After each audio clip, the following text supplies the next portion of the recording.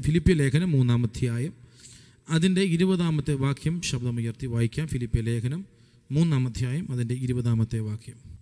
നമ്മുടെ പൗരത്വമോ സ്വർഗത്തിലാകുന്നു, അവിടെ നിന്ന് കർത്താവായ യേശുക്രിസ്തു രക്ഷിതാവായി വരുമെന്ന് നാം കാത്തിരിക്കുന്നു. നമ്മുടെ പൗരത്വമോ സ്വർഗത്തിലാകുന്നു, അവിടെ നിന്ന് കർത്താവായ യേശുക്രിസ്തു രക്ഷിതാവായി വരും എന്ന് നാം കാത്തിരിക്കുന്ന എത്ര പേരുണ്ട്? ഹല്ലേലൂയ. ആ കാര്യങ്ങളൊന്ന് കാണട്ടെ. ആമേൻ, സ്തോത്രം. നമ്മുടെ കർത്താവ് രക്ഷിതാവായി വരും എന്ന് നാം കാത്തിരിക്കുന്നു. എവിടെ നിന്ന്? നമുക്ക് പൗരത്വമുള്ള സ്വർഗത്തിൽ നിന്ന്. വിശ്വസിക്കുന്നവർ കർത്താവിനെ നിന്ന് സ്തുതിച്ചാട്ടെ. ഹല്ലേലൂയ. പ്രിയരെ, ഈ ലേഖനത്തെ നമ്മൾ സവിസ്തരം പഠിക്കുമ്പോൾ ഇതിനെ മറ്റൊരു പേരിലൂടെ അറിയപ്പെടുന്നുണ്ട്. സ്തോത്രം. ഈ ലേഖനത്തെ സന്തോഷത്തിൻ്റെ ലേഖനം അല്ലെങ്കിൽ സന്തോഷങ്ങളുടെ ലേഖനം എന്നൊക്കെയാണ് ഈ ഫിലിപ്പിയ ലേഖനത്തെ, സ്തോത്രം, ആമേൻ, നമുക്ക് മനസ്സിലാക്കാൻ കഴിയുന്നത്. പക്ഷേ ഈ ലേഖനം എഴുതുമ്പോൾ പൗലോസ് അപ്പോസ്തലൻ യാതൊരുവിധ സന്തോഷ സാഹചര്യത്തിലുമല്ല ഇരിക്കുന്നത്. കാരണം റോമാ കാരാഗ്രഹത്തിൽ ഇരുന്നു കൊണ്ടാണ് ആമേൻ ഈ ലേഖനം അപ്പോസ്തലനായ പൗലോസ് ആമേൻ എഴുതുന്നത്. ഇതൊരു കാരാഗ്രഹ ലേഖനമാണ്. സ്തോത്രം, ആമേൻ. കാരാഗ്രഹത്തിൽ കിടന്നുകൊണ്ട് ഫിലിപ്പിയയിലുള്ള ദൈവസഭയോട് ആത്മാവിൽ ആമേൻ പൗലോസ് അപ്പോസ്തലൻ രേഖപ്പെടുത്തുകയാണ്. ആമേൻ, സ്തോത്രം, നിങ്ങൾ സന്തോഷിക്കണം. ഏതാണ്ട് 16 പരം പ്രാവശ്യം ഈ 4 അധ്യായമുള്ള ഈ ലേഖനത്തിൽ സന്തോഷം എന്ന പദം യൂസ് ചെയ്തിട്ടുണ്ട്. ആമേൻ, സ്തോത്രം. നാമമായും ക്രിയയായും ഒക്കെ ആമേൻ സന്തോഷം, സന്തോഷിപ്പീൻ, കർത്താവിൽ സന്തോഷിപ്പീൻ എന്നൊക്കെ ഈ ഫിലിപ്പിയ ലേഖനത്തിൽ ആമേൻ അപ്പോസ്തലനായ പൗലോസ് രേഖപ്പെടുത്തിയിട്ടുണ്ട്. അപ്പോൾ ശ്രദ്ധിച്ചേ, കാരാഗ്രഹത്തിൻ്റെ തിക്തമായ അനുഭവങ്ങളുടെ നടുവിൽ അകത്ത് കൃപയുള്ള ദൈവപൈതൽ പുറത്തു നിൽക്കുന്ന സ്വാതന്ത്ര്യത്തിൽ നിൽക്കുന്ന ജനത്തോട് പറയുകയാണ്, നിങ്ങൾ സന്തോഷിക്കുക. ആമേൻ. ഈ പല ശുശ്രൂഷകന്മാരുടെയൊക്കെ ജീവിതം എടുത്താൽ തിക്തമായ അനുഭവങ്ങളിലൂടെയാണ് അവർ പോകുന്നതെങ്കിലും മുമ്പിലിരിക്കുന്ന ജനത്തെ ശുശ്രൂഷിപ്പാൻ അവരെപ്പോഴും പറയുന്നതാണ്, വിശ്വസിക്കുന്നവർ, സന്തോഷിക്കുന്നവർ. ഹല്ലേലൂയ. ആമേൻ. നമ്മുടെ മുൻപിലും പ്രശ്നമുള്ളവർ വരുമ്പോൾ, നമ്മുടെ മുൻപിലും വേദനയുള്ളവർ വരുമ്പോൾ, ആമേൻ, ശ്രദ്ധിച്ച്, നമ്മൾ വേദനയിലൂടെയാണ് കടന്നു പോകുന്നതെങ്കിലും ആമേൻ അവരുടെ മേൽ വീണ്ടും വേദന കൊടുക്കുകയല്ല ചെയ്യേണ്ടത്. മറിച്ച് നമ്മുടെ അകത്ത് പകർന്നിരിക്കുന്ന ദിവ്യ സമാധാനം കൊണ്ട് മറ്റുള്ളവരോടും എന്ത് ചെയ്യാൻ പറയുക? സമാധാനത്തോടെ ആയിരിക്കാൻ പറയുക, സന്തോഷത്തോടെ ആയിരിക്കാനും പറയുക. അതാണ് പരിശുദ്ധാത്മാവിൻ്റെ പ്രവൃത്തി എന്ന് പറയുന്നത്. ഹല്ലേലൂയ. ശ്രദ്ധിച്ചേ, ആമേൻ. ഈ വേദഭാഗം ഞാൻ പറഞ്ഞല്ലോ, ഏതാണ്ട് 16 പ്രാവശ്യത്തോളം ആമേൻ, സ്തോത്രം, സന്തോഷിപ്പീൻ, സന്തോഷിപ്പീൻ, കർത്താവിൽ സന്തോഷിപ്പീൻ, ഞാൻ സന്തോഷിക്കുന്നു എന്നൊക്കെ പ്രതിപാദിക്കുന്നുണ്ട്. 1-2 ഉദാഹരണങ്ങൾ മാത്രം ആമേൻ ഇന്നത്തെ നമ്മുടെ ധ്യാനത്തിന് ആവശ്യമായത് മാത്രം നിങ്ങളുടെ മുൻപിലേക്ക് ഞാൻ കൊണ്ടുവരാം. 1-ാം അധ്യായത്തിൻ്റെ 3-4 വാക്യങ്ങൾ വായിക്കുമ്പോൾ, ഞാൻ നിങ്ങൾക്ക് എല്ലാവർക്കും വേണ്ടി കഴിക്കുന്ന സകല പ്രാർത്ഥനയിലും എപ്പോഴും സന്തോഷത്തോടെ പ്രാർത്ഥിച്ചും നിങ്ങളിൽ നല്ല പ്രവൃത്തി ആരംഭിച്ചവൻ യേശുക്രിസ്തുവിന്റെ നാളോളം അതിനെ തികയ്ക്കുമെന്ന് ഉറപ്പായി വിശ്വസിച്ചിരിക്കുന്നു. ആ പദങ്ങളൊക്കെ ശരിക്കും പറഞ്ഞാൽ നമ്മളൊന്ന് നിർത്തി വായിക്കേണ്ട പദങ്ങളാണ്. ആമേൻ, സ്തോത്രം. ആമേൻ, ആമേൻ, ആമേൻ. ഞാൻ നിങ്ങൾക്ക് എല്ലാവർക്കും വേണ്ടി കഴിക്കുന്ന സകല പ്രാർത്ഥനയിലും എപ്പോഴും സന്തോഷത്തോടെ. എപ്പോഴും എന്ന് പറഞ്ഞാൽ ജയിലിലായാലും ജയിലിന് പുറത്തായാലും എൻ്റെ സന്തോഷത്തിന് മാറ്റമില്ല. ഹല്ലേലൂയ. പ്രശ്നത്തിലായാലും പ്രശ്നരഹിതമായ ജീവിതമായാലും വേദനയിലായാലും വേദനയില്ലാത്ത നിമിഷമായാലും എൻ്റെ സന്തോഷം, ഏത് സന്തോഷം? കർത്താവിലുള്ള എൻ്റെ സന്തോഷത്തിന് മാറ്റമുണ്ടാകത്തില്ല. അതായിരിക്കും ഒരു ദൈവവൈദ്യൻ്റെ ഏറ്റവും വലിയ തൻ്റെ ഇടമെന്ന് പറയുന്നത്. ഹല്ലേലൂയ. ലോകത്തിലെ മനുഷ്യൻ്റെ പ്രത്യേകത, ലോകത്തിൻ്റെ പ്രത്യേകത, സാഹചര്യങ്ങളെല്ലാം ആമേൻ നല്ലതാണെങ്കിൽ അവർക്ക് സന്തോഷിക്കാം. പക്ഷേ പ്രശ്നങ്ങൾ വരുമ്പോൾ മുഖം വാടും. എന്നാൽ ഈ രാത്രി എന്നെ കേൾക്കാൻ ദൈവമക്കളുടെ ആത്മാവിൽ ഈ വെള്ളിയാഴ്ചത്തെ ആരാധനയിൽ വിളിച്ചു പറയാം, ഏത് സാഹചര്യത്തിലും ഒരു ദൈവവൈദ്യൻ്റെ ഹൃദയത്തിനകത്ത് സന്തോഷമുണ്ടായിരിക്കണം. വാടിയ മുഖത്തോടുകൂടെ ദൈവസന്നിധിയിൽ വരരുത്. ഹല്ലേലൂയ. ഒരു സ്തോത്രം പറഞ്ഞേ. നിങ്ങളുടെയൊക്കെ പലരുടെ മുഖം കണ്ടിട്ട് വലിയ എന്തോ ഭാരമൊക്കെ എടുത്ത് വെച്ച് ആകെപ്പാടെ പ്രശ്നത്തിലൊക്കെ ഇരിക്കുന്ന പോലെ. അങ്ങനൊന്നും വേണ്ട. ഇന്ന് രാത്രി എല്ലാത്തിനും പരിഹാരം ഉണ്ടാക്കുന്ന ഒരു കർത്താവിൻ്റെ സന്നിധിയിൽ നമ്മൾ വന്നിരിക്കുന്നത്. ഞാൻ പറയാം, ദൈവമക്കളെ, ലോകത്തിന് തിയേറ്ററിൽ പോയാൽ ചിരിക്കാൻ പറ്റും, ലോകത്തിന് സ്വത്രം കള്ളുഷാപ്പിൽ പോയാൽ ചിരിക്കാൻ പറ്റും. പക്ഷേ ദൈവമക്കൾക്ക് സന്തോഷിക്കുന്ന ഒറ്റ ഇടമേ ഉള്ളൂ, ദൈവ സാന്നിധ്യം പകരുന്ന ഇടത്ത്. അവിടെയാണ് നമ്മുടെ ഹൃദയം ആനന്ദിക്കേണ്ടത്, അവിടെയാണ് നമ്മുടെ സന്തോഷം പുറത്തു വരേണ്ടത്, ദൈവത്തെ ആരാധിക്കുന്നത്. അപ്പൊ ഇവിടെ നമ്മൾ വായിക്കുകയാണ്, എപ്പോഴും സന്തോഷത്തോട് പ്രാർത്ഥിച്ച്. ആമേൻ. ഇനി അതിന്റെ 18-ാമത്തെ വാക്യത്തിലേക്ക് വന്നേ. പിന്നെ എന്ത്? നാട്യമായിട്ടോ പരമാർത്ഥമായിട്ടോ ഏതു വിധമായാലും ക്രിസ്തുവിനെയല്ലോ പ്രസംഗിക്കുന്നത്. ഇതിൽ ഞാൻ സന്തോഷിക്കുന്നു, ഇനിയും സന്തോഷിക്കും, ഇപ്പൊ സന്തോഷിക്കുന്നു, നാളെയും സന്തോഷിക്കും. ഇങ്ങനെ ഒത്തിരി വാക്യങ്ങൾ സന്തോഷിക്കുന്ന പൗലോസിനെ രേഖപ്പെടുത്തിയിരിക്കുന്നുണ്ട്. 2-ാം അധ്യായത്തിന് 2-ാം വാക്യത്തിലേക്ക് വരുമ്പോൾ, നിങ്ങൾ ഏക മനസ്സുള്ളവരായി, ഏക സ്നേഹം പൂണ്ട്, ഐക്യമത്യപ്പെട്ട്, ഏക സ്വഭാവമുള്ളവരായി, ഇങ്ങനെ എൻ്റെ സന്തോഷം. ആരുടെ സന്തോഷം? അല്ല, എൻ്റെ സന്തോഷം, പൗലോസിൻ്റെ സന്തോഷം. പൗലോസാ സന്തോഷിക്കുന്നത്. എവിടെ കിടന്ന് സന്തോഷിക്കുന്നേ? കാരാഗൃഹത്തിൽ കിടന്നുകൊണ്ട്, വേദനയിൽ കിടന്നുകൊണ്ട്. ഹല്ലേലൂയ. നമ്മുടെയൊക്കെ ജീവിതത്തിൽ ഒരു ചെറിയ പ്രശ്നം വന്നാൽ ആ നിമിഷം ആ വ്യക്തിയോട് സംസാരിക്കുമ്പോൾ നമുക്ക് മനസ്സിലാകും, ഈ വ്യക്തി ഏതോ പ്രശ്നത്തിൽ കൂടെ കടന്നു പോവുകയാണ്. പക്ഷേ അപ്പോസ്തലനോട് നിങ്ങൾ സംസാരിച്ചാൽ, പൗലോസിനോട് നിങ്ങൾ സംസാരിച്ചാൽ നിങ്ങൾക്ക് മനസ്സിലാകത്തില്ല പൗലോസ് പ്രശ്നത്തിൽ കൂടെ ആണോ കടന്നു പോകുന്നതെന്ന്. കാരണം എന്നാ? സ്തോത്രം, എപ്പോഴും കർത്താവിൽ സന്തോഷിക്കുന്ന ഒരു ഭക്തൻ. ആമേൻ. ഹല്ലേലൂയ. ഇന്ന് രാത്രിയിൽ, ഈ രാത്രി പരിശുദ്ധാത്മാവും ദൈവസഭയെക്കുറിച്ച് ആഗ്രഹിക്കുന്നത് പ്രശ്നരഹിതമായ ഒരു ജീവിതം നമുക്ക് ഈ ഭൂമിയിലില്ല പ്രിയരെ. പക്ഷേ പ്രശ്നത്തിൻ്റെ നടുവിലും, വേദനയുടെ നടുവിലും, കണ്ണുനീരിൻ്റെ നടുവിലും നമുക്ക് സന്തോഷിക്കാൻ ഒരു ദൈവമുണ്ട്. എത്ര പേർക്ക് ഒരു ആമേൻ പറയാൻ പറ്റും? എനിക്ക് ആനന്ദിക്കാൻ ഒരു സന്നിധിയുണ്ട്. ഹല്ലേലൂയ. സ്തോത്രം.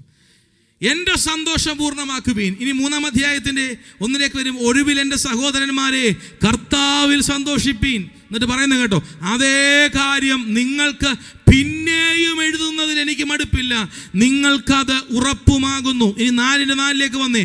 കർത്താവിൽ എപ്പോഴും സന്തോഷിപ്പീൻ, സന്തോഷിപ്പീൻ എന്ന് ഞാൻ പിന്നെയും പറയുന്നു. അപ്പം ഉടനീളം ഈ ലേഖനത്തിൽ അപ്പോസ്തലൻ ഫിലിപ്പിയിലുള്ള വിശ്വാസികളോട് പറയുകയാണ്, കർത്താവിൽ സന്തോഷിപ്പിൻ. ഇന്ന് രാത്രിയിലും ഇതിനകത്ത് കടന്നു വന്നിരിക്കുന്ന ദൈവമക്കളോട് ആത്മാവ് വിളിച്ചു പറയുന്നു, കർത്താവിൽ സന്തോഷിപ്പിൻ.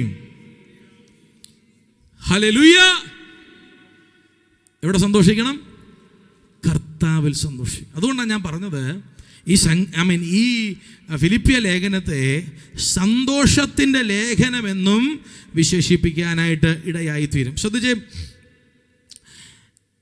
ഈ സന്തോഷം സന്തോഷം സന്തോഷം എന്ന് പൗലോസ് ഈ ലേഖനത്തിൽ ഉടനീളം പറയുന്നതിൻ്റെ അതിപ്രധാനപ്പെട്ട ഒരു കാരണമാണ് നമ്മൾ ഇന്ന് രാത്രി വായിച്ച കുറിവാക്യം.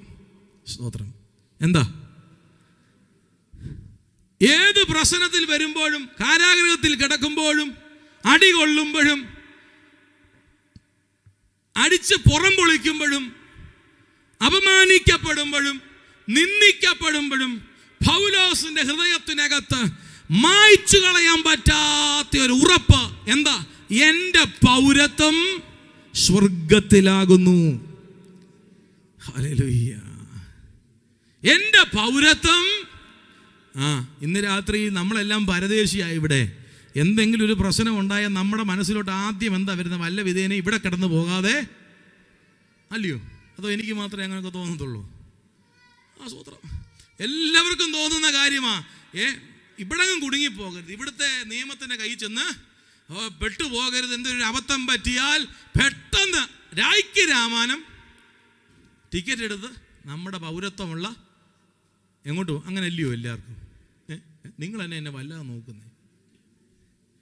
നിങ്ങൾ ഇവിടുന്ന് വേറെ എങ്ങോട്ടെങ്കിലും പോകാനാണോ ആഗ്രഹിക്കുന്നത്? ഒന്നും അല്ലല്ലോ.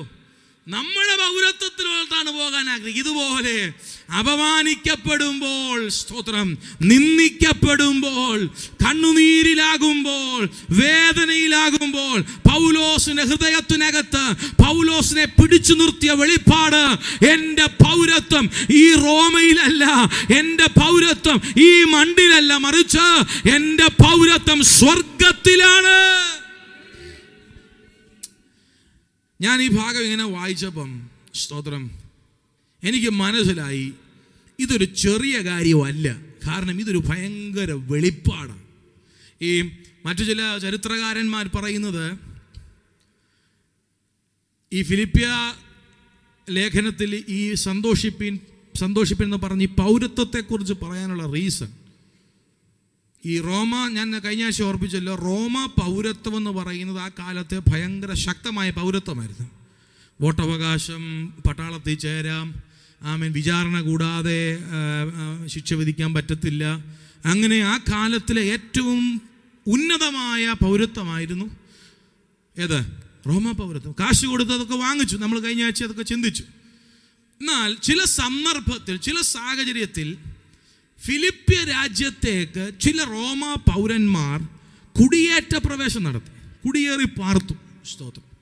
അവിടെ ചെന്നപ്പം അവിടുത്തെ നിയമത്തിൻ്റെ കീഴിൽ ഇവരുടെ പൗരത്വത്തിൻ്റെ സ്വാതന്ത്ര്യം അനുഭവിക്കാൻ ഇവർക്ക് പറ്റാതെ വന്നു. മനസ്സിലാകുന്നുണ്ടോ? ഇവർ ആ പ്രിവിലേജ് അവർക്ക് അനുഭവിക്കാൻ പറ്റുന്നില്ല. ഇവരാകപ്പാടെ പ്രയാസപ്പെടാൻ തുടങ്ങി. ആരാ? ദൈവസഭയാ, ചിതറിപ്പോയ ഒരു കൂട്ടരാ. അപ്പൊ അവരെയും കൂടെ ബലപ്പെടുത്താനാണ് ഈ ലേഖനം. എന്താ? നിങ്ങളുടെ പൗരത്വം, റോമാ പൗരത്വം, ഇവിടെ ആക്ഷേപിക്കപ്പെട്ടാലും ഇവിടെ തള്ളപ്പെട്ടാലും നിങ്ങളുടെ പൗരത്വം ഇവിടെ അല്ല, നിങ്ങളുടെ പൗരത്വം സ്വർഗത്തിലാണ്. ഹല്ലേലൂയ, ഹല്ലേലൂയ. ഞാൻ പറയട്ടെ, ഏറ്റവും കൂടുതൽ സന്തോഷിക്കേണ്ടത് നമ്മളാണ്. കാരണം നമുക്കൊരു സെക്കൻഡ് ഓപ്ഷൻ ഉണ്ട്. മനസ്സിലാകുന്നുണ്ടോ? ഈ ലോകത്തിന് എന്തോ ഇല്ല, രണ്ടാമതൊരു ഓപ്ഷൻ ഇല്ല. തീർന്നു, ഇവിടം കൊണ്ട് അവസാനിച്ചു. പക്ഷേ നമുക്കൊരു കാര്യം ഉറപ്പാണ്, ഇവിടം കൊണ്ട് അവസാനിക്കത്തില്ല. നമുക്ക് മറ്റൊരിടമുണ്ട്, അവിടേക്ക് പോകാനാണ് നമ്മൾ കാത്തിരിക്കുന്നേ. ഹല്ലേലൂയ.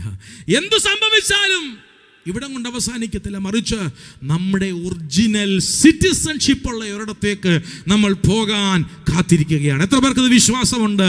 ഈ ലോകത്തിന് എന്നെ തകർക്കാൻ പറ്റത്തില്ല, ഈ പ്രശ്നങ്ങൾക്ക് എന്നെ ഒതുക്കാൻ പറ്റത്തില്ല, ഈ സ്തോത്രം സാഹചര്യങ്ങളിൽ ഞാൻ തീർന്നു പോകത്തില്ല, മറിച്ച് എനിക്ക് അക്കരെ ഒരു നല്ല രാജ്യം ദൈവം ഒരുക്കി വെച്ചിട്ടുണ്ട്.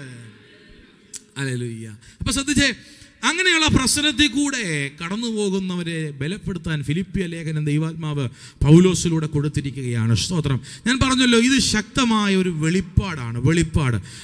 ഈ ഇങ്ങനെയുള്ള മെസ്സേജുകൾക്കൊക്കെ സ്തോത്രം പറയണമെങ്കിൽ, ഈ വിടുതലും സ്തോത്രവും ഒക്കെ കിട്ടുന്ന മെസ്സേജുകൾക്ക് പെട്ടെന്ന് നമുക്ക് സ്തോത്രം വരും. പക്ഷേ ഈ പൗരത്വമൊന്നും ക്രിസ്തീയ ജീവിതമൊന്നും പ്രായോഗിക ക്രിസ്തീയ ജീവിതം ഇങ്ങനെയുള്ള മെസ്സേജുകൾക്കൊക്കെ ഒന്ന് സ്തോത്രം പറയണമെങ്കിൽ ഇതകത്ത് കയറിയെങ്കിലും സ്തോത്രം പറയാൻ നോക്കൂ. സ്തോത്രം. ഈ പൗരത്വം എന്ന വിഷയത്തെ നമ്മൾ പഠിക്കുമ്പോൾ പൗരത്വത്തിൻ്റെ മഹത്വം മനസ്സിലാക്കിയെങ്കിലേ ഇതിന് സ്തോത്രം പറയാൻ പറ്റൂ. സ്തോത്രം. ഹല്ലേലൂയ. അതാ ഞാൻ പറഞ്ഞത്, ഇതൊരു വെളിപ്പാടാണ്. അത് അപ്പോസ്തലൻ തന്നെ പറയുന്നുണ്ട്. 3-ാം അധ്യായത്തിന്റെ 16-ാമത്തെ വാക്യം വായിച്ചേ. 3:16. എന്നാൽ നാം പ്രാപിച്ചിരിക്കുന്ന പരിജ്ഞാനം തന്നെ, എന്നാൽ നാം പ്രാപിച്ചിരിക്കുന്ന പരിജ്ഞാനം തന്നെ അനുസരിച്ച് നടക്കുക. അപ്പൊ ഇതെന്തുവാ? പ്രാപിക്കുന്ന പരിജ്ഞാനമാ. മനസ്സിലാകുന്നുണ്ടോ? 1000-10,000 പ്രസംഗം കേട്ടാലും ഇത് കിട്ടത്തില്ല. ഇത് പരിശുദ്ധാത്മാവ് ആ തലം തുറന്ന് നമുക്ക് മനസ്സിലാക്കി നമ്മളത് പ്രാപിക്കുമ്പോഴേ ഇതിന് സ്തോത്രം പറയാൻ പറ്റൂ. അതുകൊണ്ട് ഇന്ന് രാത്രി ദൈവത്തോട് പ്രാർത്ഥിക്കണം, കർത്താവേ, ഈ പാരമ്പര്യമായി കേട്ട് കിടക്കുന്ന വിടുതലിൻ്റെ മെസ്സേജ് ഒക്കെ ആവശ്യമാണ്, നല്ലതാണ്, ഡെലിവറൻസ് ഒക്കെ നമുക്ക് വേണം. പക്ഷേ നിത്യതയെക്കുറിച്ച് കേൾക്കുമ്പോൾ, പൗരത്വത്തെക്കുറിച്ച് കേൾക്കുമ്പോൾ, സ്വർഗീയമായ മഹിമയെക്കുറിച്ച് കേൾക്കുമ്പോൾ, എൻ്റെ ഭാവി നാടിനെക്കുറിച്ച് കേൾക്കുമ്പോൾ, എൻ്റെ അക്കരെ നാടിനെക്കുറിച്ച് കേൾക്കുമ്പോൾ അടക്കി വെക്കാൻ കഴിയാത്തൊരു സന്തോഷം ഹൃദയത്തിൻ്റെ അകത്തുനിന്ന് പുറത്തെടുക്കുക. കർത്താവിനെ ആരാധിക്കുക. എൻ്റെ ഹൃദയത്തിനകത്ത് ആ പരിജ്ഞാനം പ്രാപിക്കാൻ ദൈവം എന്നെ സഹായിക്കണമേ. അതുമാത്രമേ നിലനിൽക്കത്തുള്ളൂ, അതുമാത്രമേ അക്കരെ നമ്മളെ കൊണ്ടുപോകത്തുള്ളൂ. ഹല്ലേലൂയ. അപ്പൊ ഇവിടെ പൗലോസ് പറയുകയാണ്, പ്രാപിച്ചിരിക്കുന്ന പരിജ്ഞാനം. ആത്മീയ ജീവിതത്തിൽ നമ്മൾ ഈ ദൈവവചനം പഠിക്കുമ്പോൾ, അല്ലെങ്കിൽ ആത്മീയ ജീവിതം നമ്മൾ പഠിക്കുമ്പോൾ പ്രാപിക്കാൻ ഒത്തിരിയുണ്ട്. സ്തോത്രം. അതിലൊന്നാണ് അഭിഷേകം. അഭിഷേകം എന്ത് ചെയ്യേണ്ടതാ? പ്രാപിക്കേണ്ടതാ. ഈ പ്രാപിക്കുക എന്ന് പറയുമ്പോൾ അതിൻ്റെ പുറകിൽ മറ്റൊരു കാരണമുണ്ട്, കാത്തിരിക്കുക. ഈ ആത്മീയ നന്മകൾ പ്രാപിക്കണമെങ്കിൽ കാത്തിരുന്നേ പറ്റത്തുള്ളൂ. സ്തോത്രം. അതുകൊണ്ട് ഈ വർഷം കാത്തിരിപ്പിയൊക്കെ നടത്തണമെന്ന് ആഗ്രഹിക്കുന്നത്. എത്ര പേര് കാണുമെന്നുള്ളത് അന്നറിയാം. സ്തോത്രം. എല്ലാവരും വരണം. കാത്തിരിപ്പിയൊക്കെ നടത്തി ദൈവകൃപയൊക്കെ പ്രാപിച്ച് ഈ രാജ്യത്ത് ദൈവം നമ്മളെ ആഗ്രഹിക്കുന്നിടത്തോളം കാലം ആത്മാവിലൊക്കെ ഒന്ന് ശക്തിപ്പെട്ട്, ആത്മാവിലൊക്കെ ഒന്ന് ബലപ്പെട്ട്, അല്ലേ? സ്തോത്രം. കർത്താവ് സഹായിക്കട്ടെ. അപ്പം പ്രാപിച്ചിരിക്കുന്ന പരിജ്ഞാനം തന്നെ അനുസരിച്ച് നടക്കുക. ശ്രദ്ധിച്ച, ഇവിടെ സഭയെ ഈ പൗരത്വം എന്ന വിഷയത്തെ ഓർപ്പിക്കാൻ നമ്മളിന്ന് ഓർക്കുന്ന കാര്യമാണോ നമ്മൾ സ്വർഗീയ പൗരന്മാരാന്നുള്ളത്? അല്ലയോ? സ്തോത്രം. നമുക്കെന്നും നമ്മുടെ ചിന്തയിൽ ജോലി, കാര്യങ്ങൾ, കുഞ്ഞുങ്ങളുടെ പഠിത്തം, കുഞ്ഞുങ്ങളുടെ ഭാവി, ഇത് കഴിഞ്ഞാൽ അടുത്ത് എന്താണ്, സ്തോത്രം, നമുക്ക് എപ്പോൾ ഇൻക്രിമെൻ്റ് കിട്ടും, നമ്മുടെ കാര്യങ്ങളൊക്കെ എങ്ങനെ മുൻപോട്ട് പോകും, ഇതൊക്കെയാണ് നമ്മുടെ തലയ്ക്കകത്തൂടെ ഇങ്ങനെ ഓടി നടക്കുന്നത്. പക്ഷേ പൗലോസ് അപ്പോസ്തലൻ സഭയെ ഓർപ്പിക്കുകയാണ് നിങ്ങളുടെ പൗരത്വത്തെക്കുറിച്ച്. അതിന് ചില കാരണങ്ങൾ നമ്മൾ ഈ അധ്യായങ്ങളിൽ നമ്മൾ വായിക്കുമ്പോൾ മനസ്സിലാക്കും. അതാണ് ഇന്ന് രാത്രി നമ്മുടെ ചിന്ത. അത് പറഞ്ഞ് നമ്മൾ ഇന്ന് രാത്രിയിൽ മെസ്സേജ് അവസാനിപ്പിക്കുവാനായി കർത്താവിൽ ശരണപ്പെടുകയാണ്. സ്തോത്രം. ശ്രദ്ധിച്ച് 17-ാമത്തെ വാക്യം വായിക്കാം. 3-ാം അധ്യായത്തിന്റെ 17. സഹോദരന്മാരെ, നിങ്ങൾ എല്ലാവരും എന്നെ അനുകരിപ്പീൻ. നിങ്ങളെല്ലാവരും എന്നെ അനുകരിപ്പീൻ. ഞങ്ങൾ നിങ്ങൾക്ക് കാണിച്ച മാതൃക പ്രകാരം നടക്കുന്നവരെയും കൂറിക്കൊള്ളുവീൻ. ആ കാലഘട്ടത്തിൽ സഭ ഒരു വലിയ ദുരുപദേശ പ്രശ്നത്തിലൂടെ കടന്നു പോകുകയാണ്. സ്തോത്രം. അവിടെ അപ്പോസ്തലൻ സഭയോട് പറയുകയാണ്, നിങ്ങൾ എല്ലാവരും എന്നെ അനുകരിപ്പീൻ. ഞങ്ങൾ നിങ്ങൾക്ക് കാണിച്ച മാതൃക പ്രകാരം നടക്കുന്നവരെ കുറിക്കൊള്ളുവീൻ. അനുസരിക്കാനും മാതൃകയാക്കാനും കഴിയാത്ത ചില പ്രവണതകൾ എവിടെ ഉടലെടുത്തു? ദൈവസഭയ്ക്കകത്ത്. ആമേൻ. നമ്മുടെ വിഷയം മറന്നു പോകരുത്, പൗരത്വം. പൗലോസ് അപ്പോസ്തലൻ എഫേസ്യ സഭയെ ഉണർത്തിക്കാനുള്ള റീസണാണ് നമ്മൾ ചിന്തിക്കുന്നത്. കാരണം ഒന്ന്, അനുകരിക്കാൻ പാടില്ലാത്ത, മാതൃകയാക്കാൻ പാടില്ലാത്ത ചില പ്രവണതകൾ സഭയ്ക്കകത്തുടലെടുത്തപ്പോൾ, സാക്ഷ്യമില്ലാത്ത ചില ജീവിതങ്ങൾ സഭയുടെ മുൻപിൽ എഴുന്നേറ്റപ്പോൾ അപ്പോസ്തലൻ പറയുകയാണ്, വേറെ ആരെ നിങ്ങൾ അനുകരിക്കരുത്, എന്നെ അനുകരിക്കും. വളരെ വിചിത്രമായി നമുക്ക് തോന്നും. സ്തോത്രം. എല്ലാവരെയും അനുകരിക്കാനും എല്ലാം അനുകരിക്കാനും ദൈവമക്കളെ ദൈവം നമുക്ക് അനുവാദം തരുന്നില്ല. എല്ലാം മാതൃകയാക്കാനും സഭയ്ക്ക് ദൈവം അനുവാദം തരുന്നില്ല. നിങ്ങൾ ശ്രദ്ധിച്ചോണം. സ്തോത്രം. ലോകം എന്ത് കാണിക്കുന്നു, ലോകം എന്തെല്ലാം ചെയ്യുന്നു, അതിനകത്ത് ഉണ്ടല്ലോ പെന്തക്കോസ്. പെന്തക്കോസുകാരല്ല വിഷയം, വചനമാ വിഷയം. ഹല്ലേലൂയ. വചനത്തിനോട് ചേർന്ന് നിൽക്കാത്ത ഒരു പെന്തക്കോസും സ്വർഗത്തിൽ കാണുകയില്ല. ഗ്ലോറി. ഹല്ലേലൂയ. വചനമാണ് നമ്മുടെ മാർഗദർശി. ദൈവവചനം അനുസരിച്ച് നിന്നാൽ നിത്യതയെ പോകാം. പൗലോസ് അപ്പോസ്തലൻ ഇവിടെ പറയുകയാണ്, എന്നെ അനുകരിക്കുക. ഞാൻ ആ ഭാഗം ഇങ്ങനെ വായിച്ചപ്പം സ്തോത്രം ചിന്തിക്കുമായിരുന്നു, ഈ കാലഘട്ടത്തിൽ എങ്ങാണോ ആണ് എന്നെ അനുകരിക്കാൻ പറഞ്ഞിരുന്നെങ്കിൽ പൗലോസിൻ്റെ കാര്യം അതോടെ തീർന്നേനെ. 100 ചോദ്യം അപ്പോഴത്തേക്ക് പരസ്യമായിട്ട് പറഞ്ഞില്ലെങ്കിലും സ്വഭാവം കഴിയുന്ന ഉടനെ എന്നാലും ആ പുള്ളി എന്താ അങ്ങനെ പറയാൻ കാരണം ഇല്ലയോ? ഇന്നത്തെ നമ്മുടെ ചേമാരൊക്കെ ഉണ്ടായിരുന്നെങ്കിൽ അന്നത്തെ കാര്യം നോക്കുകയേ വേണ്ട. പൗലോസ് പറയുക ധൈര്യത്തോടെ, മുന്നും പിന്നും നോക്കാതെ, ഇടവും വലവും നോക്കാതെ പറയുക, എന്നെ. ഞാൻ ചോദിക്കട്ടെ, ഇന്ന് രാത്രി ഇതിനകത്തിരിക്കുന്ന ആർക്കെങ്കിലും എഴുന്നേറ്റിട്ട് തൻ്റെ ഇടത്തോടെ പറയാൻ പറ്റുമോ, ദൈവസഭയെ ഇന്ന് തൊട്ട് നിങ്ങളെല്ലാവരും എന്നെ അനുകരിച്ചു? ഗ്ലോറി. ഞാൻ അങ്ങ് എഴുന്നേറ്റിട്ട് പറയുക, ഇന്നോട്ട് കൊയറുകാരും എല്ലാവരും എന്തു ചെയ്യണം, ഇന്നോട്ട് എന്നെ അങ്ങ് അനുകരിച്ചു. ഇപ്പം നിങ്ങൾ ചിരിച്ചുകൊണ്ടിരിക്കുന്നവരുടെ എല്ലാവരുടെയും മുഖം എന്ത് ചെയ്യും? ചുളുങ്ങും. അതെന്നാ സോദരൻ? അതിനകത്ത് വിഷയമുണ്ട്. പൗലോസിനെ അനുകരിക്കുക എന്ന് പറയുമ്പോൾ നിങ്ങൾ അതിൻ്റെ അർത്ഥം മനസ്സിലാക്കണം. പൗലോസ് എന്ന മനുഷ്യനെ അനുകരിക്കാനല്ല അവിടെ പറയുന്നത്. ഹല്ലേലൂയ. നിങ്ങൾ എഫേസ്യ ലേഖനത്തിലേക്ക് വന്നേ. എഫേസ്യ ലേഖനത്തിൽ വേറൊരു കാര്യമാണ് അപ്പോസ്തലൻ പറയുന്നത്. എഫേസ്യരോട് പറയും, ആകയാൽ പ്രിയ മക്കൾ എന്ന പോലെ ദൈവത്തെ അനുകരിപ്പിൻ. അപ്പം എഫേസ്യരോട് പറയുന്നു ദൈവത്തെ അനുകരിക്കുക, ഫിലിപ്പിനോട് പറയുന്നു എന്നെ അനുകരിക്കുക. അപ്പോൾ ഇതന്നെ രണ്ട് ഉപദേശമാണോ? അല്ല. സ്തോത്രം. അതാണ് നമ്മൾ ചിന്തിക്കേണ്ടത്. ഫിലിപ്പിനോട് പറയുക എന്നെ അനുകരിക്കുക എന്ന് പറയുമ്പോൾ അതിൻ്റെ പശ്ചാത്തലം നമ്മൾ മനസ്സിലാക്കണം. ഹല്ലേലൂയ. അതിൻ്റെ പശ്ചാത്തലം എന്താ? സ്തോത്രം. അതിൻ്റെ 3-ാം അധ്യായത്തിൻ്റെ 12 മുതൽ 17 വരെയുള്ള വാക്യങ്ങൾ വായിക്കാം. ഫിലിപ്പിയർ 3:12-17 വരെ. ലഭിച്ചു കഴിഞ്ഞുവെന്നോ തികഞ്ഞവനായി എന്നോ അല്ല, ഞാൻ ക്രിസ്തുയേശുവിനാൽ പിടിക്കപ്പെട്ടിരിക്കുന്നത് കൊണ്ട് എനിക്കും അത് പിടിക്കാമോ എന്ന് വെച്ച് പിന്തുടരുന്നതേ ഉള്ളൂ. സഹോദരന്മാരെ, ഞാൻ പിടിച്ചിരിക്കുന്നു എന്ന് നിരൂപിക്കുന്നില്ല. ഒന്ന് ഞാൻ ചെയ്യുന്നു, പിമ്പിലുള്ളത് മറന്നും മുമ്പിലുള്ള ആഞ്ഞും കൊണ്ട് ക്രിസ്തുയേശുവിൽ ദൈവത്തിന്റെ പരമവിളിയുടെ വിരുദ്ധനായി ലാക്കിലേക്ക് ഓടുന്നു. തമ്മിൽ തികഞ്ഞവരൊക്കെയും ഇങ്ങനെ തന്നെ ചിന്തിച്ചു കൊള്ളുക.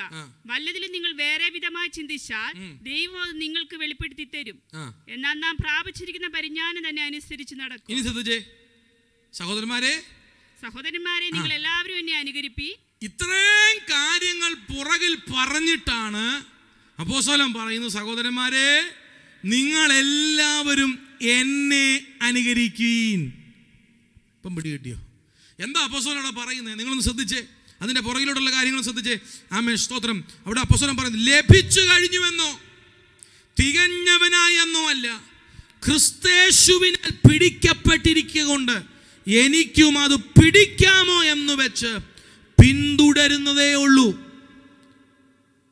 2 പദങ്ങൾ ശ്രദ്ധിച്ചോ. ലഭിച്ചെന്നോ തികഞ്ഞവനായോ എന്നല്ല. അപ്പൊ എന്താ അവിടുത്തെ വിഷയം? സമർപ്പണമാണ് അവിടുത്തെ വിഷയം. എന്താ സഭയോട് അനുകരിക്കാൻ പറയുന്നേ? ഫിലിപ്പിയ സഭയിലുള്ള വിശ്വാസികളോട്, പൗരത്വമുള്ള വിശ്വാസികളോട് എന്താ നിങ്ങൾ എന്നെ അനുകരിക്കാൻ പറയുന്നത്? എന്റെ സമർപ്പണം. Glory to God. ഉണ്ടോ ഇന്ന് രാത്രി? അവിടെ പറയുക ലഭിച്ചെന്നോ തികഞ്ഞവനായെന്നോ അല്ല, പിന്നെ ഞാൻ അങ്ങ് പിടിക്കപ്പെട്ടത് കൊണ്ട്. യേശു ക്രിസ്തുവിനാൽ പിടിക്കപ്പെട്ടിരിക്കുന്നത് കൊണ്ട് എനിക്കും പിടിക്കാമോ എന്ന് വെച്ച് പിന്തുടരുന്നതേ ഉള്ളെന്ന്. ഇപ്പോഴും പുള്ളി എത്തിയിട്ടില്ല. പിടികിട്ടുന്നവർക്കായി സ്തോത്രം. വെളിപ്പാടിന്റെ ആധിക്യമുള്ളവൻ, 3-ാം സ്വർഗത്തോളം എടുക്കപ്പെട്ടവൻ. ഹല്ലേലൂയ. അതിന്റെ ചില വാക്യങ്ങൾ മുകളിലോട്ട് വായിച്ചേ. ആരായി പൗലോസ്? അതിന്റെ സ്തോത്രം 3-ാം അധ്യായത്തിന്റെ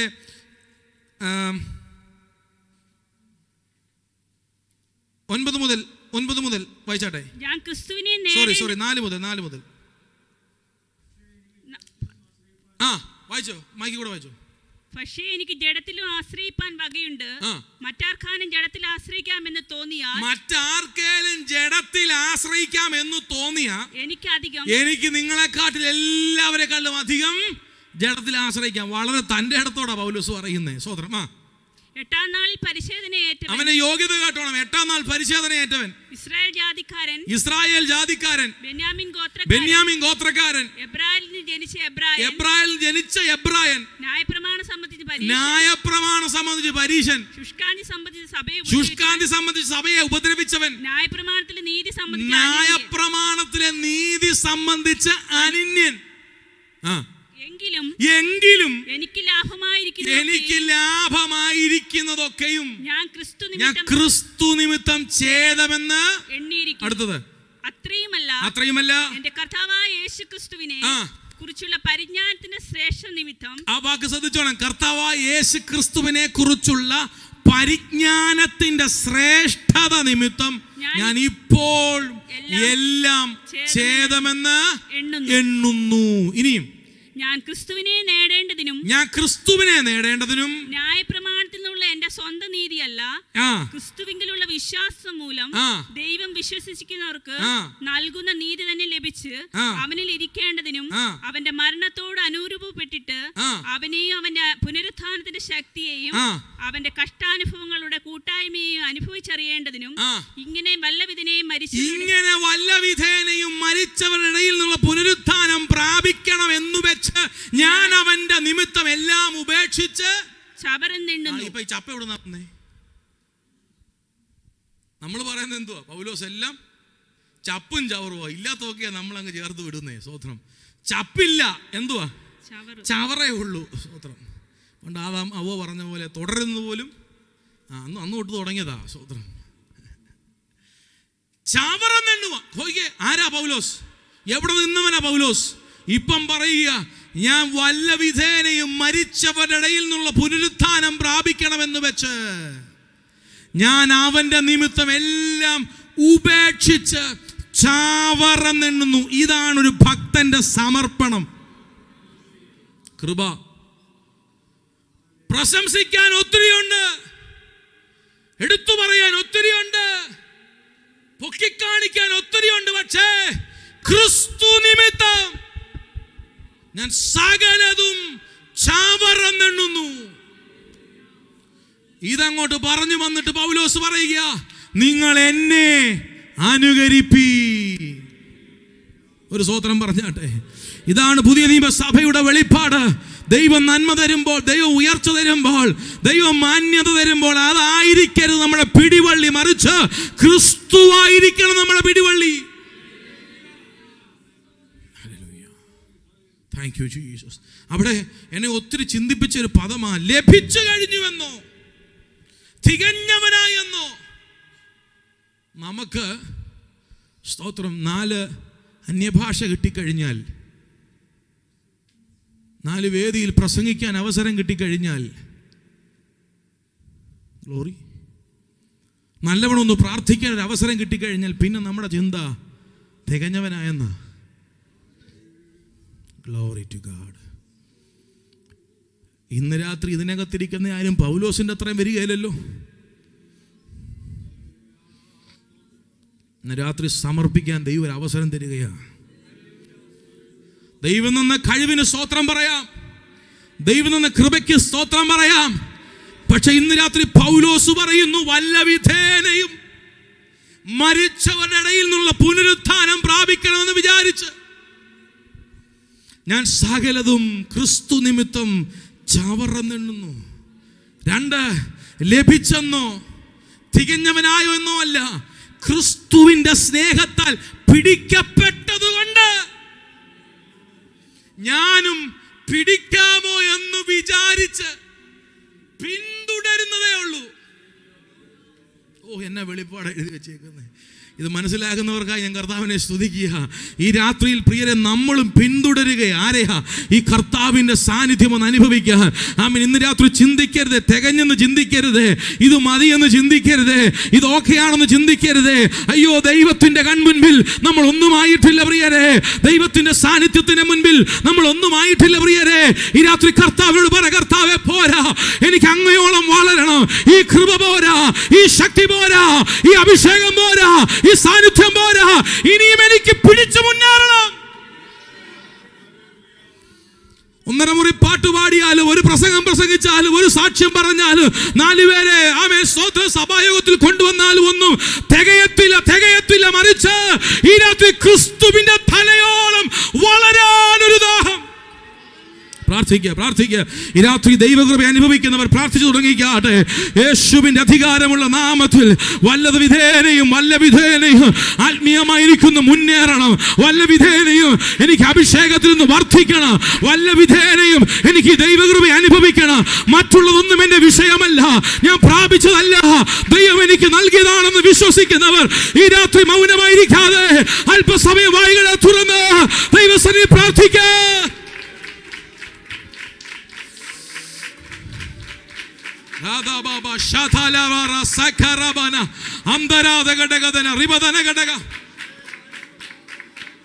ജീസസ്.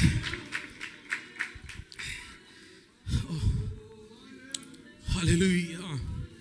ലഭിച്ചെന്നോ തികഞ്ഞവനായോ എന്നോ അല്ല. 15-ാമത്തെ വാക്യത്തിൽ നമ്മിൽ തികഞ്ഞവനൊക്കെയും ഇങ്ങനെ ചിന്തിച്ചു കൊള്ളണം. എങ്ങനെ? എന്നെ കണ്ടിട്ട് ഇങ്ങനെ ചിന്തിച്ചോണം. എല്ലാം പറയാനുണ്ടോ ഇന്ന് രാത്രി? ഹല്ലേലൂയ. Thank you Jesus. നമ്മിൽ തികഞ്ഞവരൊക്കെയും ഇങ്ങനെ ചിന്തിച്ചു കൊള്ളുക. വല്ലതും നിങ്ങൾ വേറെ വിധമായി ചിന്തിച്ചാൽ ദൈവം അത് അത്രയും പ്രാർത്ഥിച്ചാൽ മതി, ദൈവം വെളിപ്പെടുത്തി തരണം. ഇതാ ഞാൻ പറഞ്ഞത്, ഇതൊരു വെളിപ്പാടാന്ന് പറഞ്ഞേ. ഈ പൗരത്വം എന്ന വിഷയം ഇത് വെളിപ്പാടാ. ഹല്ലേലൂയ. ഞാൻ പറഞ്ഞല്ലോ, 10,000 പ്രസംഗം കേട്ടത് കൊണ്ടോ, നല്ല അക്ഷരസ്ഫുടതയോടെ ഉള്ള മെസ്സേജ് കേട്ടത് കൊണ്ടോ, കടഞ്ഞെടുത്ത വാക്കുകളെടുത്ത് അമ്മാനമാടിയത് കൊണ്ടൊന്നും ഈ വെളിപ്പാടകത്തോട്ട് കയറുകയില്ല. ഇത് കയറണമെങ്കിൽ ദൈവം വെളിപ്പെടുത്തണം. ഇന്ന് രാത്രി അത് അനുഭവിക്കുന്ന ദൈവമക്കളെ ഓർത്ത് ഞാൻ കർത്താവിനെ സ്തുതിക്കുക. ആമേൻ. അനേകരുണ്ട് പ്രിയരെ, നമ്മുടെ ചുറ്റിനും ഇത് മനസ്സിലാകാത്ത അനേകരുണ്ട്. ഈ പൗരത്വത്തിന്റെ ഗൗരവം മനസ്സിലാകാത്ത, ഈ സിറ്റിസൺഷിപ്പിന്റെ ഗൗരവം മനസ്സിലാകാത്ത, ഇതിന്റെ പദവി മനസ്സിലാകാത്ത അനേകരുണ്ട്. ഈ പൗരത്വത്തെക്കുറിച്ച് പൗലോസ് പറയുമ്പോൾ പൗലോസിന് നല്ലവണ്ണം അറിയാം റോമ പൗരത്വത്തിന്റെ മഹത്വം എന്താണെന്ന്. പക്ഷെ ഇന്ന് രാത്രി പൗലോസ് വിളിച്ചു പറയുകയാ, ആത്മാവ് വിളിച്ചു പറയുക, എന്താ? റോമ പൗരത്വത്തെക്കാട്ടിലും, ഇന്ന് ഞാനും നിങ്ങളും അനുഭവിക്കുന്ന സകല പൗരത്വത്തെക്കാട്ടിലും ശ്രേഷ്ഠമായ ഒരു പൗരത്വമുണ്ട്. അതാണ് സ്വർഗീയ പൗരത്വം. അല്പസമയം കരങ്ങൾ അടിച്ച് കർത്താവിന് മഹത്വം കൊടുത്താട്ടെ. കാൽവറിയിലൂടെ ആ പൗരത്വം ദൈവം നമുക്ക് നൽകിയതോർത്ത്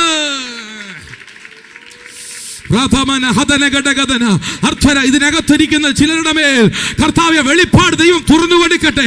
പരിശുദ്ധാത്മാവേ, ചില ഹൃദയങ്ങളെ ഇന്ന് രാത്രിയിൽ അതിന്റെ നിലകളിലേക്ക് ഉയർത്തിക്കാട്ട്.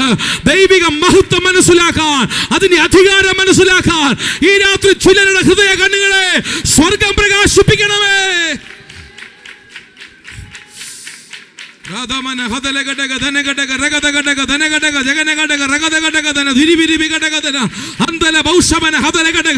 ദൈവസഭയുടെ അന്തരീക്ഷം ഈ രാത്രി യേശുവിന്റെ നാമത്തിൽ മാറട്ടെ.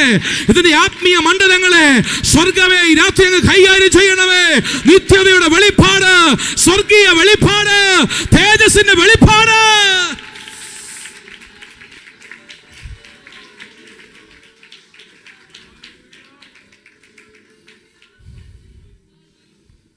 സ്വർഗീയ പൗരത്വത്തെക്കുറിച്ച് നല്ല ബോധ്യമുള്ളവൻ്റെ മനോഭാവമാണ് ഞാൻ തികഞ്ഞവനല്ല എന്നുള്ളത്. നമ്മൾ ബിയാറ്റിറ്റ്യൂഡ്സ് ചിന്തിച്ചതല്ലോ, ഓർക്കുന്നുണ്ടോ? മത്തായി 5-ാം അധ്യായം അവിടുത്തെ പറയുന്ന 1-ാമത്തെ ബിയാറ്റിറ്റ്യൂഡ് ഇതുമായി കണക്റ്റഡാ. എന്താ? ആത്മാവിൽ ദരിദ്രരായവർ ഭാഗ്യവാന്മാർ, സ്വർഗരാജ്യം. ഇതുമായി ബന്ധപ്പെട്ട കിടക്കുന്നത് ഇത് ദൈവരാജ്യത്തിൻ്റെ പ്രിൻസിപ്പിളാണ്. ഈ പൗരത്വമുള്ളവർക്കുള്ള പ്രിൻസിപ്പിളാണ് ആത്മാവിലുള്ള ദാരിദ്ര്യം. ജീസസ്. ഹല്ലേലൂയ. ശ്രദ്ധിച്ചേ, പൗലോസ് പറയുക, എന്ത്? നമ്മുടെ പൗരത്വം സ്വർഗത്തിൽ. അതുകൊണ്ടാണ് ഇവൻ കൊരിന്ത്യ സഭയോടും പൗലോസ് പറയുന്നുണ്ട്. കൊരിന്ത്യ ലേഖനം 1-ാമത്തെ കൊരിന്ത്യ ലേഖനം 1 കൊരിന്ത്യർ 11-ാം അധ്യായത്തിന്റെ 1-ാമത്തെ വാക്യം അവിടെ ഒന്ന് വായിച്ചേ. അവിടെ ഞാൻ ക്രിസ്തുവിന്റെ അനുകാരിയായിരിക്കുന്നത് പോലെ നിങ്ങളും എന്റെ അനുകാരികളാകും. അപ്പൊ അവിടെയും പറയുന്നുണ്ട്, വേറെ 1-2 പറയുന്നുണ്ട് നിങ്ങൾ എന്നെ അനുകരിപ്പിക്കും. പക്ഷെ ഇവിടെ കുറച്ചുകൂടെ വ്യക്തമാണ്, ഞാൻ ക്രിസ്തുവിന്റെ അനുകാരിയായിരിക്കുന്നത് പോലെ നിങ്ങളും എന്റെ അനുകാരികളാകുവീൻ. അപ്പൊ എന്റെ അനുകാരിയാകാൻ അപ്പോസ്തലൻ പറയുമ്പോൾ ആരെയാ ഉദ്ദേശിക്കുന്നേ? ക്രിസ്തുവിനെ. ഹല്ലേലൂയ. കാരണം ആ സമർപ്പണത്തിൽ നിന്നുകൊണ്ടാണ് പൗലോസ് പറയുന്നേ.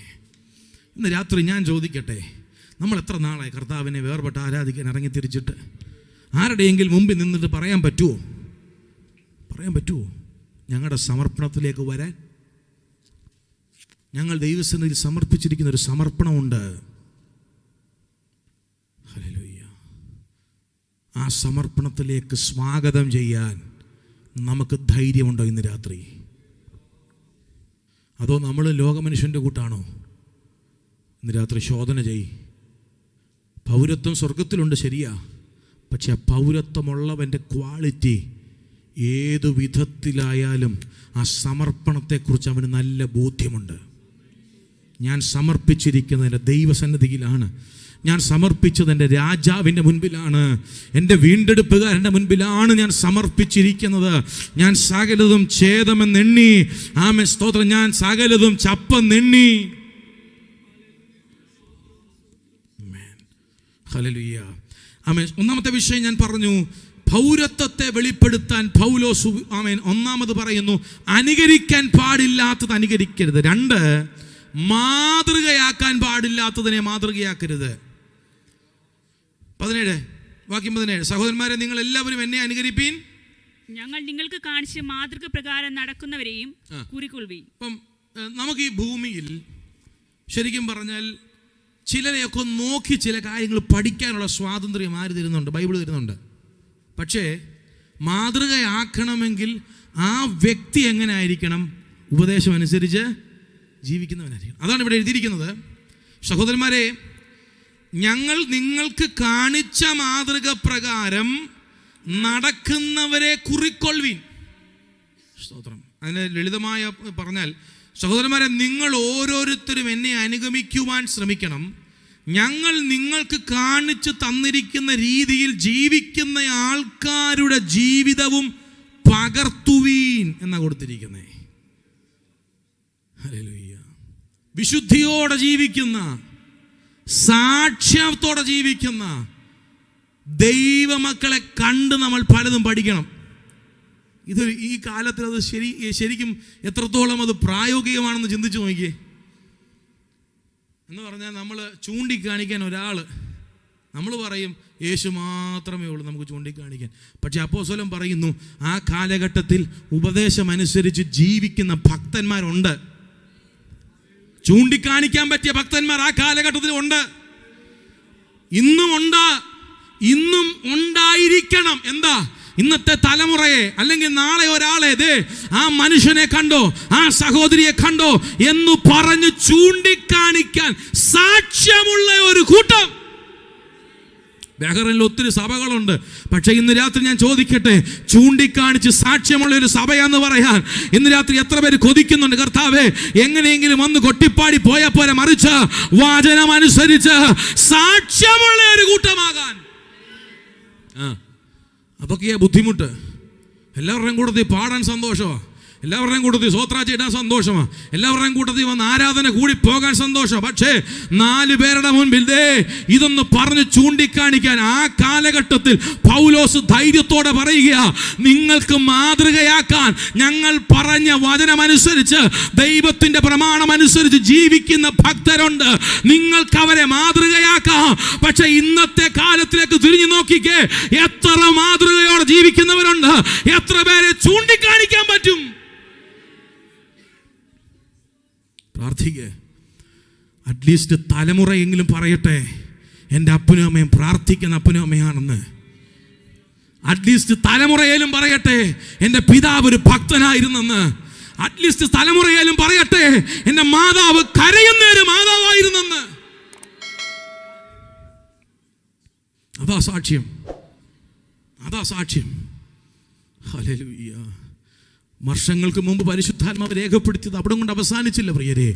ഈ 2023 ദൈവസഭയോട് പരിശുദ്ധാത്മാവ് ആലോചന വിളിച്ചു പറയുകയാ, ചൂണ്ടിക്കാണിക്കാൻ സാക്ഷ്യമുള്ള ഒരു കൂട്ടരെ ദൈവം അന്വേഷിക്കുന്നു. ചൂണ്ടിക്കാണിക്കാൻ സാക്ഷ്യമുള്ള ഒരു കൂട്ടരെ ദൈവം അന്വേഷിക്കുന്നു. അത് വേർപെട്ട സഭയ്ക്കകത്ത് ദൈവം അന്വേഷിക്കുന്നു. സ്തോത്രം. പൗരത്വം എവിടാ? മനസ്സിലാകുന്നുണ്ടോ? ഈ പൗരത്വം എന്ന് പറഞ്ഞപ്പോൾ അങ്ങ് വിട്ടു അല്ലേ? ഇതിനകത്തെ ആഴം മനസ്സിലാക്കി വേണം ഇതിൻ്റെ അർത്ഥം ഗ്രഹിക്കാൻ. ഹല്ലേലൂയ. ഞാൻ വേഗം മുൻപോട്ട് എൻ്റെ വാക്ക് അവസാനിപ്പിക്കാൻ പോകുക. 2ാമത്തെ കാര്യം, സ്തോത്രം, ആമേൻ, സ്തോത്രം, മാതൃകയാക്കേണ്ടവരെ മാതൃകയാക്കുക, മാതൃകയോടെ ജീവിക്കുക. 3ാമത്തെ കാര്യം, സ്തോത്രം, 3-ാം അധ്യായത്തിൻ്റെ 18-ാമത്തെ വാക്യം വേഗം. ഞാൻ പലപ്പോഴും നിങ്ങളോട് പറഞ്ഞതുപോലെ അനേകർ ക്രിസ്തുവിന്റെ ക്രൂശിന് ശത്രുക്കളായി നടക്കുന്നു എന്ന് ഇപ്പോൾ കരഞ്ഞുകൊണ്ട് പറഞ്ഞു. ഫിലിപ്പിയ സഭയോട് പൗരത്വത്തിന്റെ ഗൗരവത്തെ ഓർപ്പിക്കുന്ന പൗലോസ് അതിന് റീസൺ ആയിട്ട് പറയുന്ന മറ്റൊന്ന്, 3ാമത്തെ വിഷയം, ക്രൂശിന്റെ ശത്രുക്കളായി നടക്കുന്ന ഒരു കൂട്ടം എഴുന്നേറ്റിട്ടുണ്ട്. മനസ്സിലാകുന്നുണ്ടോ? ഈ ക്രൂശിന്റെ ശത്രുവായി എഴുന്നേറ്റെന്ന് പറയുമ്പോൾ അതിനെ അനാത്മീയമായി കാണണ്ട. ആത്മീയരുടെ ഇടയിൽ തന്നെയാണ് ക്രൂശിന്റെ എതിരായി എഴുന്നേൽച്ചിരിക്കുന്നത്. കാരണം ക്രൂശ് എന്ന് പറയുന്നത് എന്താ നമ്മളെ മരിപ്പിക്കുന്ന സ്ഥലമാണ് ക്രൂശ്. പിടികിട്ടുന്നുണ്ടോ? നമ്മുടെ ജഡത്തെ, നമ്മളിലുള്ള സ്വഭാവത്തെ ക്രൂശിക്ക് മരിപ്പിക്കുന്ന സ്ഥലമാണ് ക്രൂശ്. 3 കൈ ആണിമേ കിടക്കുന്നവൻ അവൻ്റെ മുമ്പിൽ എന്തൊക്കെ കോപ്രായം കാണിച്ചാലും ഊരി വരുമോ? അതായി ക്രൂശിക്കുക എന്ന് പറഞ്ഞ അതിൻ്റെ അർത്ഥം. സ്തോത്രം. പിടികിട്ടുന്നവർക്കായി സ്തോത്രം. പക്ഷെ ഇവിടെ പറയുന്നു ദൈവരാജ്യത്തിന്റെ പ്രിൻസിപ്പിളാണ്. നമ്മൾ ബിയാറ്റിറ്റ്യൂഡ്സ് ചിന്തിച്ചവർക്ക് ഇത് പെട്ടെന്ന് പിടികിട്ടും. ഒരു കാരണം അടിച്ചാൽ അതിന്റെ വിശദീകരണം നിങ്ങൾ അന്ന് കേട്ടതാ. സ്തോത്രം. ക്രിസ്തുവിന്റെ ക്രൂശിന് ശത്രുക്കളായി നടക്കുക എന്ന് പറഞ്ഞാൽ എന്തുവാ? അതിന് വിപരീതമായി നടക്കുക. ശത്രുവിന്റെ പ്രത്യേകത എന്താ? അനുകൂലമായി, ദൈവത്തിന് അനുകൂലമായി നിൽക്കുന്നവനെ പ്രതികൂലമാക്കുക. അതാണ് ഇന്നും ശത്രു ചെയ്തുകൊണ്ടിരിക്കുന്നത്. ഇതുപോലെ ക്രൂശിന്റെ അനുകൂലികളായി നടന്ന ചിലർ ഇപ്പോൾ ക്രൂശിന്റെ ശത്രുക്കളായി. സ്വർഗീയ പൗരത്വം കാംക്ഷിക്ക് സ്വർഗീയ പൗരത്വത്തിൽ ജീവിക്കുന്ന സഭയോട് പരിശുദ്ധാത്മാവ് രേഖപ്പെടുത്തുന്നയാ, ആമേൻ, പുറത്തല്ല അകത്ത് തന്നെ ക്രൂശിന്റെ ശത്രുക്കളുണ്ട്. നിങ്ങൾ അവരെ അനുകരിക്കരുത്. വിശദീകരിക്കാൻ സമയമില്ല. സ്തോത്രം. ആമേൻ. ഗലാത്യ ലേഖനം 6-ാം അധ്യായം 12-ാമത്തെ വാക്യം വായിച്ചേ. ഗലാത്യർ 6:12. ജഡത്തിന് സുമുഖം കാണിപ്പാൻ ഇച്ഛിക്കുന്നവരൊക്കെയും ക്രിസ്തുവിന്റെ ക്രൂശ് നിമിത്തം ഉപദ്രവം സഹിക്കാതിരിക്കേണ്ടതിന് മാത്രം. അതാ വിഷയം. ക്രിസ്തുവിന്റെ ക്രൂശ് നിമിത്തം ഉപദ്രവം സഹിക്കാതിരിക്കേണ്ടതിന് മാത്രം. നിങ്ങളെ പരിശോധന. ചിലർക്ക് ക്രൂശ് നിമിത്തം കഷ്ടം സഹിക്കാൻ വയ്യ. പിടികിട്ടുന്നുണ്ടോ? മിണ്ടുന്നില്ല നിങ്ങളാരും. ആരായി എഴുതിയിരിക്കുന്നേ? ആരെ കുറിച്ച് എഴുതിയിരിക്കുന്നേ? വിശ്വാസികളെ കുറിച്ച് എഴുതിയിരിക്കുന്നേ. ഒന്നുകൂടെ ശ്രദ്ധിച്ചു വായിച്ച. ജഡത്തിൽ സുമുഖം കാണിപ്പാൻ ഇച്ഛിക്കുന്നവരൊക്കെയും ക്രിസ്തുവിന്റെ ക്രൂശ് നിമിത്തം ഉപദ്രവം സഹിക്കാതിരിക്കേണ്ടതിന് മാത്രം നിങ്ങളെ പരിച്ഛേദന ഏൽപ്പിക്കാൻ നിർബന്ധിക്കുന്നു. അവിടെ ആ സുമുഖം എന്ന് പറയാൻ അതിന്റെ ഇംഗ്ലീഷിൽ these people who want to impress others by their external appearance. ഇവിടെ മറ്റൊരു പരിഭാഷ, as many as desire to make a fair show in the flesh. അതന്നെ അർത്ഥം. These people wants to impress others by their external appearance. ആ കാലത്തിലെ പരിച്ഛേദനയാണ് അവിടുത്തെ വിഷയം. പക്ഷെ ക്രൂശിലൂടെ ദൈവം എന്ത് നൽകി? പുറമേയുള്ള പരിച്ഛേദനയല്ല, ഹൃദയത്തിന്റെ പരിച്ഛേദന. ആ പ്രമാണം കൊടുത്തിരിക്കുമ്പോൾ അതിനെ ഉപയോഗിക്കാതെ വീണ്ടും എന്ത് ചെയ്യുക? ന്യായപ്രമാണത്തിലേക്ക് പോകുക. കാരണം അത് ചെയ്താൽ ക്രൂശ് നിമിത്തം ഉപദ്രവം അവരുടെ ഇടയിൽ സഹിക്കേണ്ടി വരും. പിടികിട്ടുന്നുണ്ടോ? പറ്റുന്നില്ല. സ്തോത്രം പറയുന്നവരാ, ഹല്ലേലൂയ പറയുന്നവരാ. ക്രൂശ് നിമിത്തം അല്പം നിന്ന് സഹിക്കാൻ വയ്യ. ക്രൂശ് നിമിത്തം വേദന സഹിക്കാൻ വയ്യ. അത് സഹിക്കാതിരിക്കേണ്ടതിന് കണ്ടോ അവരെ ക്രൂശിന്റെ ശത്രു എന്ന് പറയുന്നത്. ക്രൂശിലൂടെ ലഭ്യമായ സ്വാതന്ത്ര്യത്തെ, ക്രൂശിലൂടെ മരിപ്പിക്കേണ്ട മേഖലകളെ, ക്രൂശിൽ എന്തെല്ലാം ദൈവം നമുക്ക് നൽകിയോ അതിനുവേണ്ടി നിലനിൽക്കാൻ കഴിയാതെ മാറി നിൽക്കുന്നവരാണ് ക്രൂശിന്റെ ശത്രുക്കൾ. ഒരു സ്തോത്രം പറഞ്ഞേ. ഹല്ലേലൂയ. ഇന്ന് രാത്രി അങ്ങനെ ആകരുത് സഭ. നിന്ന സഹിക്കേണ്ടി വന്നാലും, വേദന സഹിക്കേണ്ടി വന്നാലും, തലകുനിക്കേണ്ടി വന്നാലും, അപമാനം സഹിക്കേണ്ടി വന്നാലും ക്രൂശിന്റെ അനുകാലികളാകണം നമ്മൾ. ഹല്ലേലൂയ. 4-ാമത്തെ വിഷയം കൂടെ പറഞ്ഞ് എൻ്റെ വാക്കുകളെ അവസാനിപ്പിക്കാം. ആമേൻ. 3-ാം അധ്യായത്തിന്റെ 19-ാമത്തെ വാക്യം. അവരുടെ അവസാനം നാശം, അവരുടെ ദൈവം വയറ്. ലജ്ജയായതിൽ അവർക്ക് മാനം തോന്നും. ലജ്ജയായതിൽ, നിങ്ങൾ ശ്രദ്ധിച്ചോണം, ലജ്ജയായതിൽ അവർക്ക് മാനം തോന്നും. അവർ ഭൂമിയിലുള്ളത് ചിന്തിക്കും. ലജ്ജയായതിൽ മാനം തോന്നുന്നവരുടെ നടുവിൽ പൗലോസ് അപ്പോസ്തലൻ ഫിലിപ്പ്യരോട് പറയുന്നു, നിങ്ങളുടെ പൗരത്വം, ഇവിടെ പൗരത്വമുണ്ടെന്ന്. ഇവിടുത്തെ ജീവിതം, ഭൂമിയിലുള്ള ജീവിതത്തെ സ്വപ്നം കാണുന്നവർക്ക് ലജ്ജയായതിൽ മാനം തോന്നും. പിടികിട്ടുന്നുണ്ടോ വല്ലോ? ദൈവവചനത്തിനകത്തിൽ ലജ്ജയായി രേഖപ്പെടുത്തിയിട്ടിരിക്കുന്ന പലതിനും ഇന്നെന്തുവാ? ഇന്ന് പലതിനും മാന്യതയല്ലയോ? മാന്യതയല്ലേ ലോകം കൊടുക്കുന്നേ? അതായി പറയുന്നേ. ഇപ്പൊ ശരിക്കും മനസ്സിലാകുന്നുണ്ടോ? പക്ഷെ സ്വർഗീയ പൗരന്മാർ ലജ്ജയായതിനെ ലജ്ജയായിട്ട് തന്നെ കാണണം. അതിനകത്തിന് എന്തൊക്കെ പദവി ഉണ്ടെങ്കിലും, എന്തൊക്കെ ശ്രേഷ്ഠത അതിനകത്തുണ്ടെങ്കിലും, ദൈവത്തിന്റെ വചനം നിഷേധിച്ചതിനെ, ദൈവത്തിന്റെ വചനം വിലക്കിയതിനെ, ദൈവത്തിന്റെ വചനം നിഷിദ്ധമെന്ന് പറഞ്ഞതിനെ ചേർത്തു പിടിക്കാൻ സഭ പോകരുത്. Jesus, hallelujah. അങ്ങനെയുള്ള ഒരു സാഹചര്യത്തിൽ ലജ്ജയായതിൽ അവർക്ക് മാനം തോന്നും. അവർക്ക് ലജ്ജയായിട്ട് തോന്നത്തില്ല. ഇപ്പൊ എന്തെല്ലാം കാര്യങ്ങളാണ് നടക്കുന്നേ, ഒന്നും വിവരിക്കേണ്ട കാര്യമില്ല. നമുക്കെല്ലാം മാധ്യമങ്ങൾ നമ്മുടെ മുമ്പിലുള്ളത് കൊണ്ട് നമ്മൾ തന്നെ മൂക്കത്ത് കൈവെക്കത്തക്ക രീതിയിലല്ലേ ഹല്ലേലൂയ മ്ലേച്ഛതകൾ വർദ്ധിക്കുന്നത്. ഹല്ലേലൂയ. ഓർത്തോണം, നമ്മുടെ പൗരത്വം സ്വർഗത്തിലാണ്. കുഞ്ഞുങ്ങളെ പറഞ്ഞ് മനസ്സിലാക്കണം. ഇവിടെ എഞ്ചിനീയർ ആകാനും, ഇവിടെ സയന്റിസ്റ്റ് ആകാനും, ഇവിടെ ഡോക്ടർ ആകാനും, ഇവിടെ ഏതെങ്കിലും ഉന്നതമായ പദവി അലങ്കരിക്കാനും അല്ല ദൈവം നമ്മളെ വിളിച്ചിരിക്കുന്നത്. മറിച്ച് സ്വർഗീയ പൗരത്വം നിലനിർത്താൻ, സ്വർഗത്തിലെ പൗരന്മാരായി ജീവിക്കാൻ. ഈ ബഹറിനിൽ നമ്മൾ നമ്മുടെ പൗരത്വം സൂക്ഷിക്കുന്നത് പോലെ ഇന്ന് രാത്രി മറക്കരുത്. ലോകത്തിന്റെ ഏതു കോണിലും വീണ്ടെടുക്കപ്പെട്ട ദൈവവൈതലേ, നീയും ഞാനും എവിടെ പോയാലും നമ്മുടെ മേൽ ആലേഖനം ചെയ്തിരിക്കുന്ന ഒരു സിറ്റിസൺഷിപ്പ് ഉണ്ട്. അതാണ് സ്വർഗീയ